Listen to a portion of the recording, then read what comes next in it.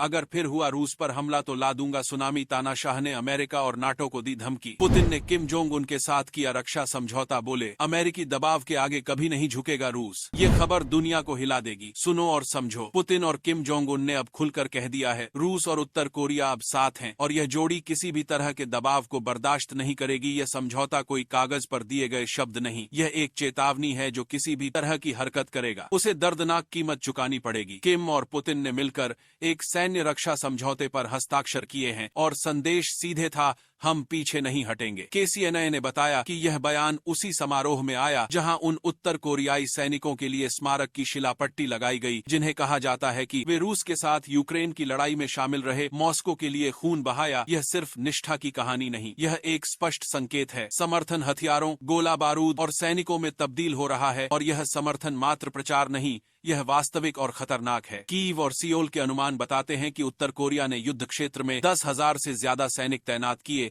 और खबरें कहती हैं कि इनमें से सैकड़ों की जानें चली गईं। यह केवल युद्ध की हानि नहीं, यह रणनीतिक गठबंधन की सच्चाई है।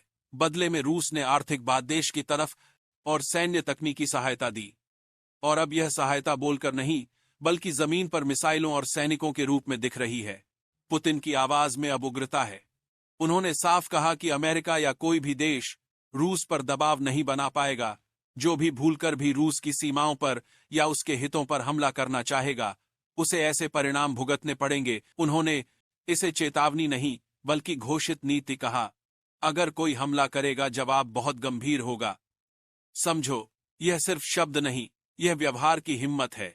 पुतिन ने अमेरिकी प्रतिबंधों को गैर मित्रतापूर्ण करार दिया और कहा कि इनसे आर्थिक चोट लगेगी पर रूस टूटेगा नहीं। खासकर उनके आंतरिक राजनीतिक कैलेंडर को देखते हुए कहना आसान है। रूस प्रतिशोध के विकल्पों को जियो इकोनॉमिक हथियारों में भी बदल सकता है। गैस, तेल सप्लाई चेन सब पर असर डाल सकते हैं। और सबसे खतरनाक हिस्सा, पुतिन ने खुले तौर पर कहा कि यदि पश्चिमी हथियारों का इस्तेमाल रूसी क्षेत्र पर हमला करने के लिए हुआ तो जवाब विनाशकारी होगा। यह बयान किसी कूटनीतिक भाषा की रेखा नहीं, यह सीधे घातक ताकत का संकेत है। लोग सोच रहे हैं कि युद्ध की दूरी पर रखकर छेड़खानी कर सकेंगे।